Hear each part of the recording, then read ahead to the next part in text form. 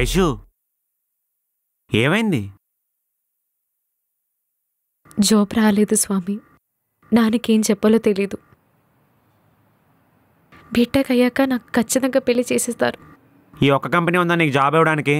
ఇంకా 2 months ఉంది. మన కాలేజీకి బోళ్ళు కంపెనీలు వస్తాయి. నీకు ఖచ్చితంగా జాబ్ వస్తుంది ఐషు. నువ్వు అనవసరంగా టెన్షన్ పడుతున్నావు.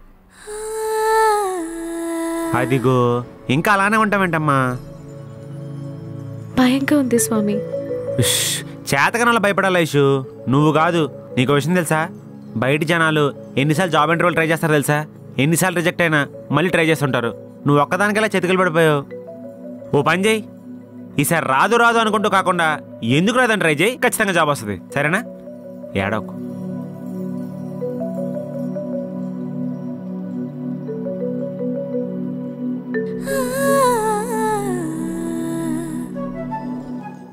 అవును, నా చేతి అగ్రిమెంట్ మీద ఎందుకు సైన్ చేయించుకున్నావు?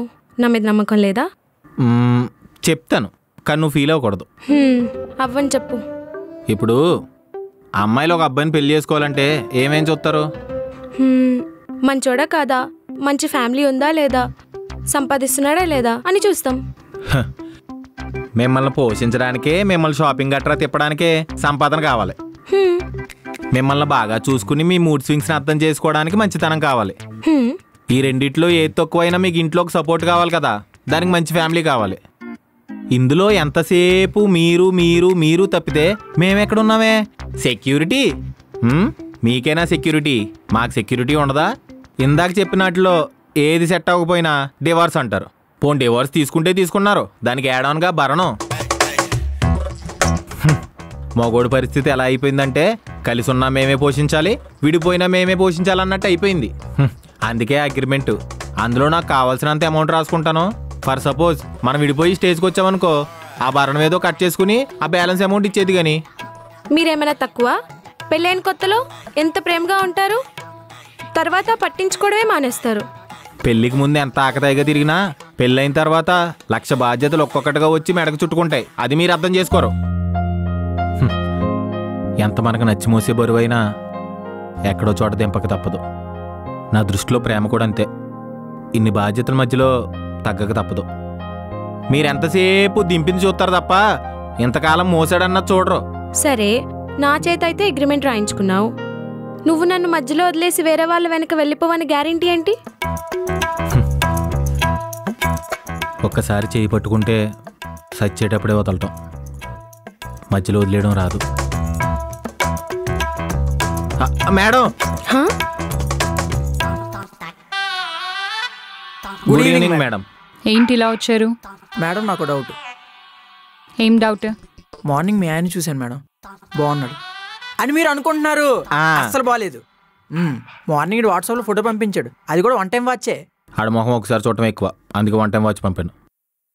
మేడం, అసలు మా చందుగాడు ఆడిక నేను తక్కువ మేడం. మీరేగా నాకు అక్కయ్య ఉంటే ఈడికి మాత్రం సారీ ఆడికి మాత్రం పెళ్లి చేయించేవాడిని కాదు. అసలు మీరు దేనికి వచ్చారు? షాపింగ్కి వెళ్దామని. వెళ్ళండి, దానికి నా పర్మిషన్ ఎందుకు? మేడం, షాపింగ్ మీకోసమే. నాకోసమా? ఎస్. ఈడు మీకు బ్లూ డ్రమ్ము కుక్కరు ఇస్తానని ప్రామిస్ చేశాడంట కదా, మీరు వస్తే నా బజాజ్ కార్డు మీద తీసుకుందాం. అవి దేనికి? ఇంక దేనికి? నీ మొగుడిని చంపడానికి.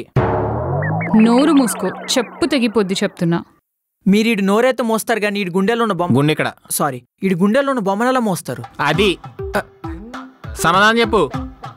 అడుగు. అడుగుతున్నా మేడం, ప్రేమ అనేది ఒక సముద్రం లాంటిది అయితే అందులో నుప్పు ఈడే. క్వార్టర్ తాగక తెల్లారక దిగిపోయి కిక్కు గదిలో అంటే నరనరాల్లో నిలిచిపోయే బ్లడ్. ఓకే మేడం, నా మాట విని మీ ఆయన్ని వదిలేసి ఇన్ని పెళ్లి చేసుకోండి. ఏరా ఏమంటారు? అయినా తప్పు మీది కాదు మేడం, నాది.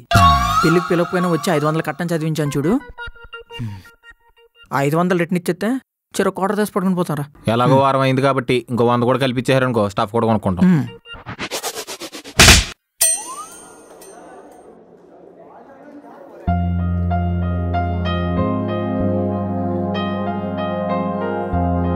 హాయ్ ఐషు. హాయ్ రా. అవును, నీకు జాబ్ రాకపోతే మీ నాన్న నీకు పెళ్లి చేస్తా అన్నాడు కదా? అవును. అయితే మీ నాన్నకి కాల్ చేసి చెప్పు పెళ్ళికి వద్దని. అలా చెప్పాలంటే జాబ్ ఉండాలి కదా. ఇప్పుడు చెప్పచ్చు అనుకుంటా.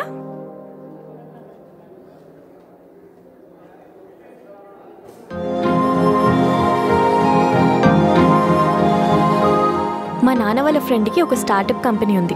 ఫస్ట్ దాంట్లో జాయిన్ అవ్వు, తర్వాత ఏదైనా మంచి జాబ్ క్రాక్ చేయి. థ్యాంక్ యూ సో మచ్ రా. It's okay. ఏంటి మంచి హ్యాపీగా ఉన్నారు? ఐషుక్ జాబ్ వచ్చింది. హే సూపర్ కదా, అయితే పార్టీ చేసుకుందాం.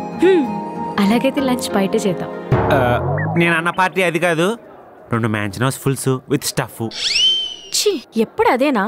మంచిగా అందరం బయటికి వెళ్ళొచ్చు కదా లంచ్కి. Not interested. ఎందుకు? అసలు పార్టీ అంటే ఫ్రెండ్స్ అంతా కొబ్బరి తోటలో కూర్చుని బిర్యానీ థమ్స్అప్ తెచ్చుకొని కలిసి తింటా ఉంటే అసలు ఆ ఫీలింగే. అసలు నేనేం చెప్తున్నా, నువ్వేం చెప్తున్నావు? రెస్టారెంట్కి వెళ్దాం. పద. వీళ్ళెక్కడా? అదిగో. సిగరెట్ మనం డైరెక్ట్ గా తీసుకోవడం వల్ల అందులో నికోటిన్ అనే సబ్స్టెన్స్ ఉంటుంది. అది బర్న్ అయ్యి లోపల లంగ్స్. అయ్యి బాబోయ్, సూత్తుంటే టెన్షన్ వచ్చేస్తుందిరా బాబు. అర్జెంట్గా సిగరెట్ వేయాలి.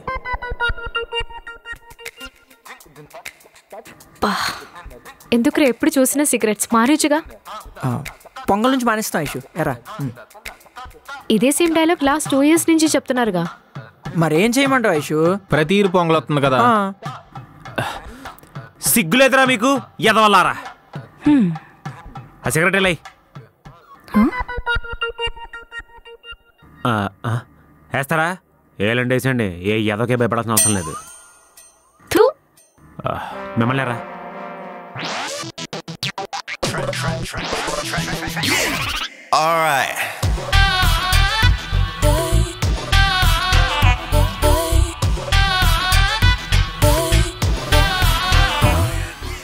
ఈ ఫేస్ని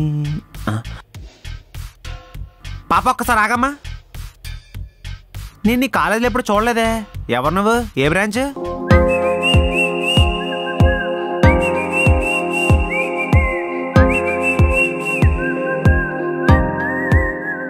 ఈసీఈ అండి. ఈసీఈయా? ఏ బ్రాంచ్ అమ్మాయి అయినా సరే మన కంటపడకుండా ఉండడం అసాధ్యమే. అంటే నేను ఈ సెమిస్టర్లోని కాలేజ్కి షిఫ్ట్ అయ్యానండి. ఆహా, వై? మా నాన్నగారికి కాలేజ్ ప్రిన్సిపల్కి గొడవ అయింది, సో షిఫ్ట్ చేసేసారు. అబ్బా, అంత పోటుకాడ మీ నాన్న ఏం చేస్తుంటాడేటి? అవునండి, పంజగుట్టేస్తాయి. నేను వస్తానండి. ఆగరా. రానా? అవును బే. ఏంట్రా, ఈ కాలేజ్లో ప్రతి అమ్మాయి నీకు తెలిసి తీరాలా? అక్కర్లేదండి. మరేంట్రా, నా మానాన్ని నేను వెళ్ళిపోతుంటే నన్ను ఆప్ మరీ అడుగుతున్నావు? అంటే అందమైన అమ్మాయిలు అందమైన ప్లేస్లు కనబడితే నేను ఆగిపోతానండి. అవునా? పంజాగుట్ట స్టేషన్ చాలా అందంగా ఉంటుంది, ఆగిపో. అబ్బే వద్దండి. నీ పేరేంట్రా? స్వామి అండి. స్టైల్ ఏంటి? పూర్తి పేరు చెప్పు. వీర వెంకట వరప్రసాద్ సత్యనారాయణ స్వామి అండి. ఏ బ్రాంచ్? ఈసీఈ. ఇంకోసారి ఇలా దారిని పోయి అమ్మాయిని గెలికావనుకో గెలకనండి, సర్క్యూట్లు పగిలిపోతాయి. వెళ్ళొస్తానండి. వెళ్ళు, మళ్ళీ రాకు. అమ్మాయి పొగరగానే ఉంది కానీ బాగానే ఉంది. ఒకసారి వెనక్కి చూద్దాం.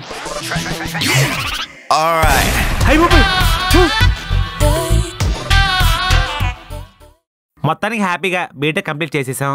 కంప్లీట్ చేసింది మీరు, ఆ చిందుగడిని నేను కంప్లీట్ చేయలే. మేము మళ్ళీ సప్లైలో రాసుకోవాలి. ఒరే, మనం రేపు నుంచి ప్రిపరేషన్ స్టార్ట్ చేసి వెళ్ళరా. ఎలాగైనా కాలేజ్ టాపర్ అయిపోవాలి. హలో, సప్లీలో కాలేజ్ టాపర్ స్టేట్ టాపర్స్ ఉండరమ్మా. ఓ తీసరా. ఒరే, అదంతా సర్లే గానీ ఐషుకేమో జాబ్ వచ్చింది, అప్సరా యూస్ వెళ్ళిపోతుంది. నేను మా నాన్న షాప్ చూసుకుంటాను. మీరిద్దరు అసలు ఏమవుతారా? నేను యాక్టర్ అవుతా. ఏంటి? నేను యాక్టర్ అవుతారా? జాగ్రత్త. మరి నువ్వు? నాకింకా సెటిల్మెంట్కి టైం ఉందిలేరా, చిన్న పని ఉంది. ఏంటో అది? ఇంగ్లీష్ మేడం మోగుని చంపేయాలి. సూపర్ రా. ఎలానో జైల్లో ఉంటావు కాబట్టి సెటిల్ అవ్వాల్సిన పని లేదు. లైఫ్ టైం సెటిల్మెంట్ అంటే ఇదేనేమో. ఈ 4 years ఎలా గడిచిపోయాయో తెలీదు స్వామి. నువ్వు లేకపోయి ఉంటే ఈ 4 years ఇంత హ్యాపీగా ఉండేవి కాదేమో. అవును స్వామి, you gave us best memories. Life is all about collecting memories రా. ఇప్పుడు మనం ఎంజాయ్ చేసే మూమెంట్సే తర్వాత మన మెమరీస్.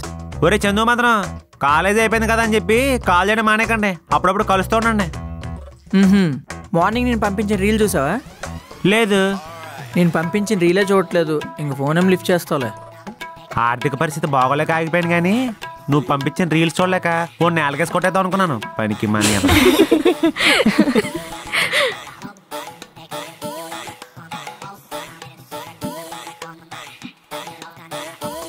ఏరా ఏం కావాలి? 10 కేజీలు జీడిపప్పు, 10 కేజీలు బియ్యం వేస్తా.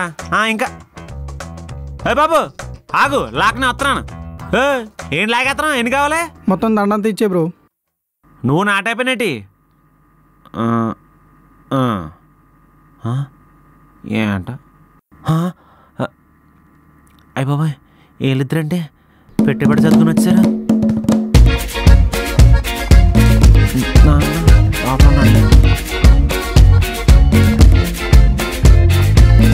హలో అండి, స్వామి రిటర్న్ సిరీస్ అయిపోయిందండి. Thank you so much. కొంచెం సిరీస్ అటు ఇటు ఉన్న మీరు నన్ను ఎంకరేజ్ చేశారు.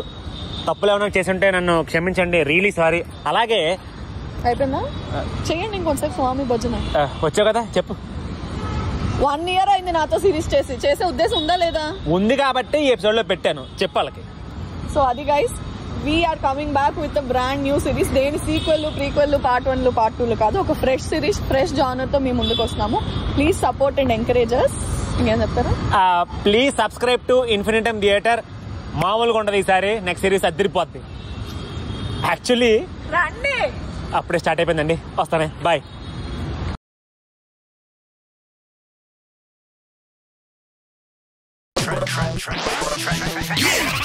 All right.